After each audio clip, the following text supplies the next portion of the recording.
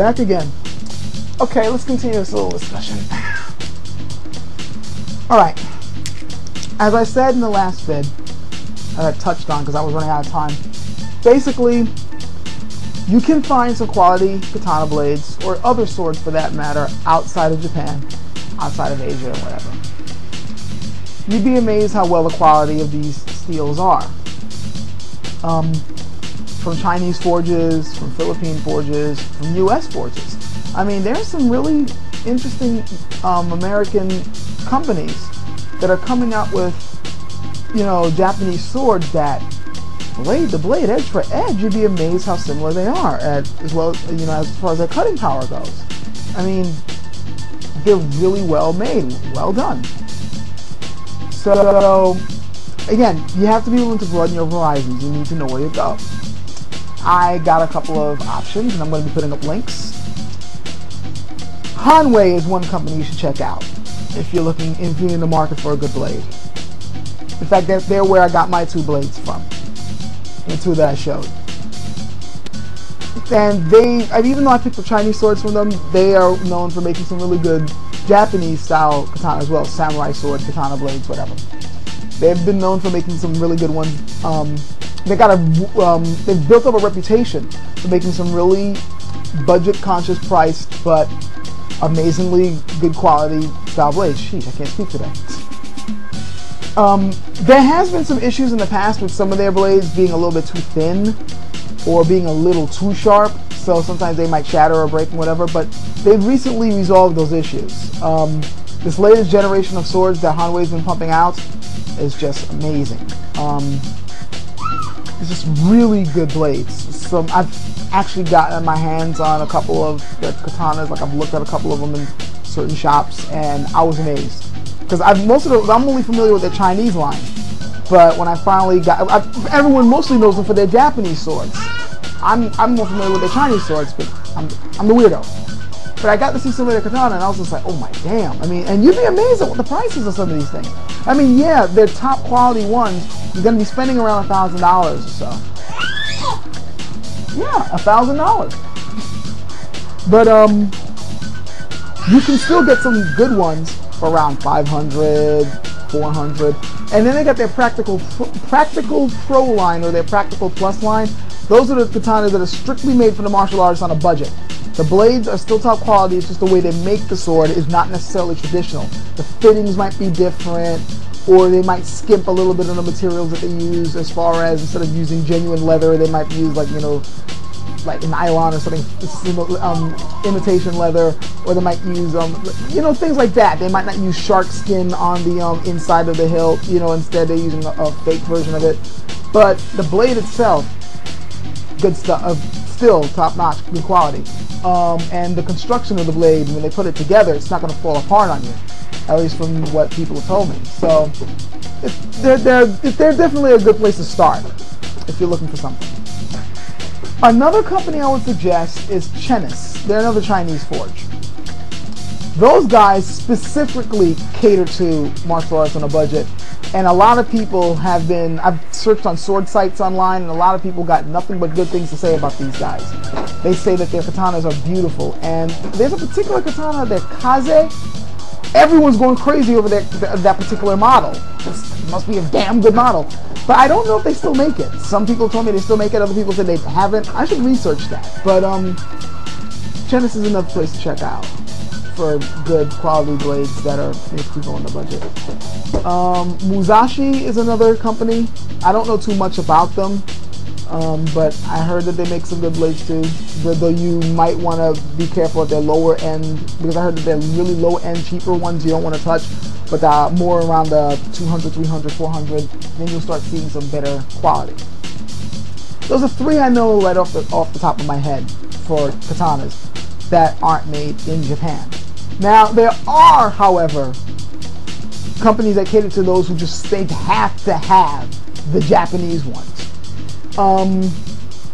There's one site called I hope I'm pronouncing it right, Bugé. I am not 100% certain if they deal in strictly Japanese style blades, but I've heard nothing but good things about them. I do know that they also cater to the Paul Chen line, the Hanwei line. Paul Chen is the guy who runs it. They sell his swords there as well, but they also got their own line. And I am pretty certain those are Japanese. I could be wrong though. I suggest you guys do your research on that, but I've seen those blades. I noticed that those blades, the ones that they sell, I've not seen them below $1,000. So you know that those are going to be good. I've actually seen videos of them in action, those particular blades, and they're like, they look like they're worth the money. But do your research a bit, especially if you want to make sure they're from a Japanese forge. There's 2 sites I've checked out, and their names escape me right now, but I will put them up on the sidebar. I know those guys only deal in Japanese blades, because not only does it say so, but I notice that they don't always have, they don't have a large stock. They just wait for the sword maker to make them, and then they put them on the site, and you got to grab them fast before they go, and then you got to wait a while for the next blade to show up. So I know that they only deal with Japanese stuff, and they only sell the blades. They don't sell the whole sword. So after you get the blade, you're gonna have to construct it. But people who get Japanese style swords like that, they're used to that anyway. So again, I'll put those links up, and I'm also gonna put another link on the Sword Buyer's Guide. That's a great place to go if you really are jumping into this market, because they got tons of great information on many different companies and many different forges, and they'll tell you the good and the bad of every forge, and they even have reviews on specific swords. So that's a great place to go if you're just jumping into this, or if you just want a little bit more information. Now I still got a little bit of time left, so I'm going to talk a little bit about what you should look for in a blade. Okay, just had to make a quick cut. Alright, as I was saying, I'm going to be going into what to look for in a blade. Again, my knowledge of Japanese swords is a bit limited, but I do know a little bit. And of course, anybody else who knows a bit more, they can comment, or better yet, put up a video comment to add to this. One of the first things you want to look for is to make sure that if you're getting a sword that's supposed to be traditionally made or close to traditionally made, one of the very first things that can tip you off into whether or not you're getting garbage or not is to look at the hamon. For those who don't know what a hamon is, for those who are like into Japanese swords, I'm sure you've noticed that really beautiful wave pattern that shows up on a Japanese sword. This wave pattern is usually, it shows up because of the way the blade is constructed. There's a special clay treatment they put on there, and after they start polishing it, the wave pattern comes out. This is a very simplistic explanation of it, but that's how it's done. Since this wave pattern is always prominent on a Japanese sword, people selling cheap garbage like to fake it. See this? Let me see if I can hold it up close so you can tell. It might not come out well on the camera. I hope it does. See that? That's fake. You know how we can tell? The easiest way you can tell is the fact that it's just too even. A real hamon is not that even. It's always irregular, and no two are alike. Each katana, even if it's made by the same guy at exactly the same specifications, they even got the same fittings, the hamon is going to be different somehow, because it's hand done. You know, that's a surefire way of letting you know whether the blade is garbage or not. Now, granted, there are some Japanese style swords out there with a fake hamon that still cut pretty well. One I'm thinking of in particular is the Zatoichi sword that Hanwei sells. That one has a fake hamon, but I've been told that the edge is amazing. Okay, fine, but keep in mind, it's fake. It's not traditionally made. Another thing is, for you, if you're looking for a good Japanese steel sword, make sure it's gone through the folding treatment. It's always good. I mean, I know there's some mono steel katana out there that some people use for practice, and I guess the jury's out on that. Some people say it's okay. Me personally, if I'm going to be going for a Japanese style blade, even though I'm going to be trying to be budget conscious about it, still trying to make sure it's been, you know, heat treated properly and it's gone through the folding process. Because that way you know, especially if it's been made with at least 2 different types of steel, that way you know it's going to be able to absorb the shock of the cutting practice that you're going to do. What the hell is going on with this camera? The colors are changing. But yeah, those are 2 main tips I can give you on the Japanese stuff. I'm pretty sure there's some other stuff, other good tips, but the Chinese market is more my thing, not the Japanese.